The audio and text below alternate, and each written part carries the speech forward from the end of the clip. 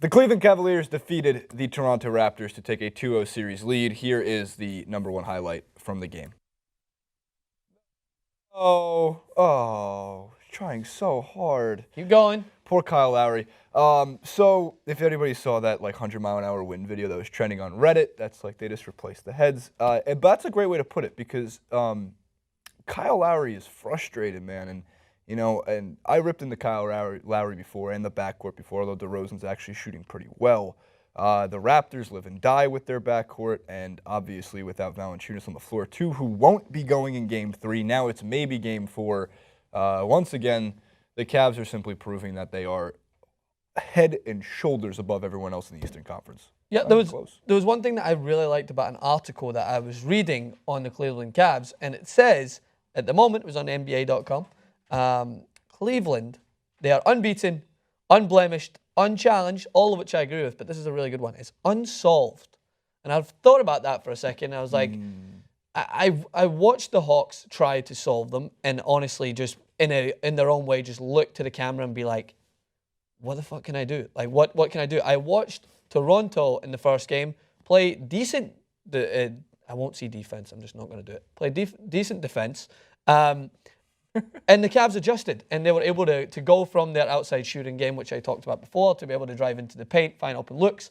And then in this game, I watched Toronto play decent, and I will use that term, decent defense throughout. Play good defense for the first quarter-esque, but it's the consistency, and it's that intensity. If you want to beat a team like the Cleveland Cavs, you need to keep that intensity up. It looked like they chucked it, as we call it in British and Scottish terms. Just chucked it like, fuck it. It looked like they chucked it at half. At that point, I think that the intensity had gone, the morale, the expectation to try and push them further. And I think that we talked about this before, and I think we need to highlight it a little bit more, is that the depth of the Cavs is astounding. I think that they're able to bring in a second lineup that are still on par with the original lineup of the Raptors, especially in this game. And I think that, your standard LeBron James triple-double, your standard Kyrie scoring phenomenally well, but the utility players that they were able to bring in when I was watching the game were just, the standard didn't drop.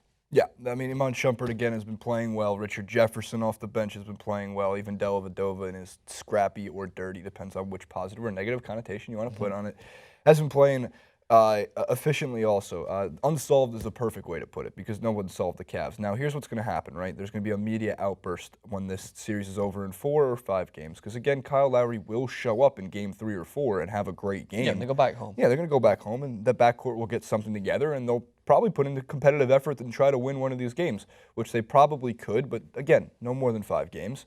And what's going to happen is we're going to head into the finals. And, again, the Cavs will be rested and ready for the NBA Finals, and whoever wins the Thunder and the Warriors series will also, be maybe a more battle-tested team coming out of the Western Conference.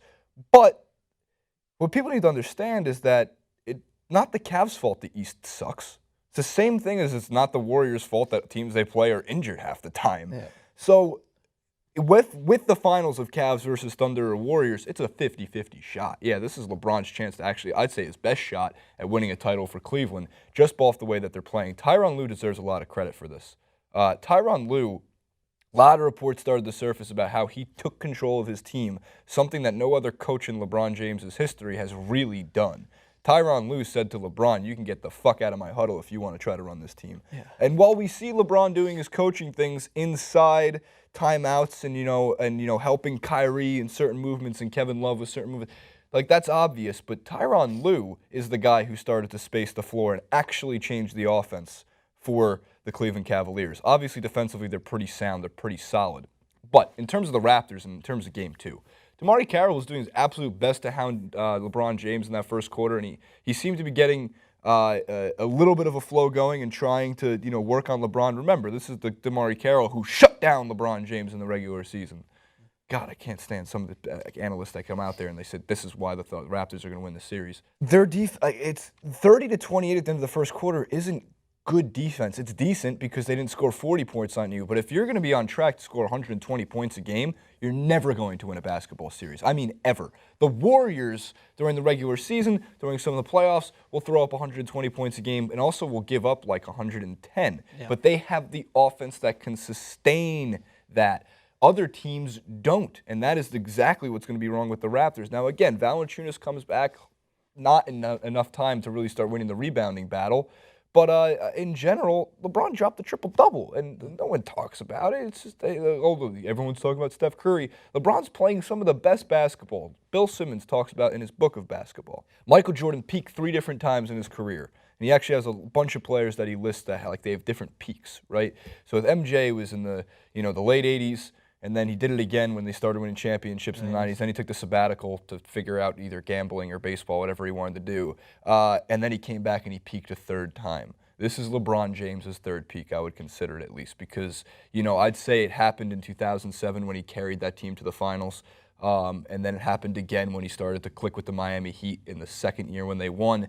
And now, after another season, another new offense, another new system, new coaches, new players, he's turned Kyrie Irving into a prolific scorer.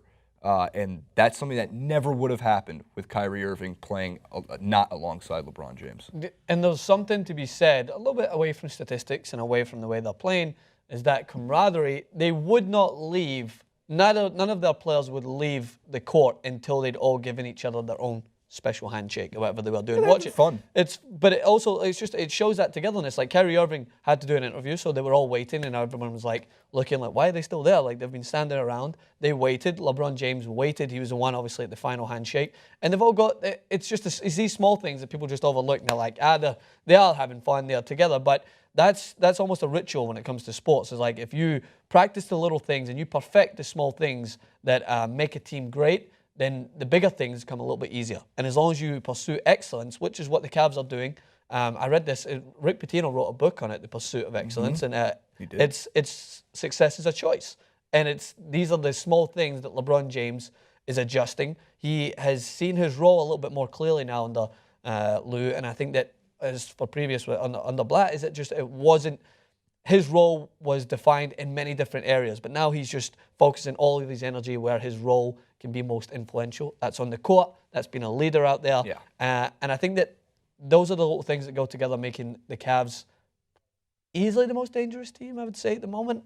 Going on their postseason, unbeaten, and that main point, unsolved. Like, the only way to solve a team like the Cavs is through experience. Like, you can do all the research, all the coaching, all you want now, but these are the crucial points in this season where you're just going to have to play them to figure them out. And as we mentioned with the Raptors, given those two-game cushion that they slipped up against the Heat, they never given that exact cushion, but they slipped up enough, and luckily for them, their talent was able to bring them back and to push the Heat to the final games. But the Cavs are not going to give them that opportunity. As soon as you give them that cushion, they're just going to take advantage, and they don't want to be complacent. They want to continue to play every game, no matter whether they've got a 2, 3, 4 game advantage to perfection. And that's why I think you could see them go unbeaten to the finals. If they have a 4-game advantage, they won the series.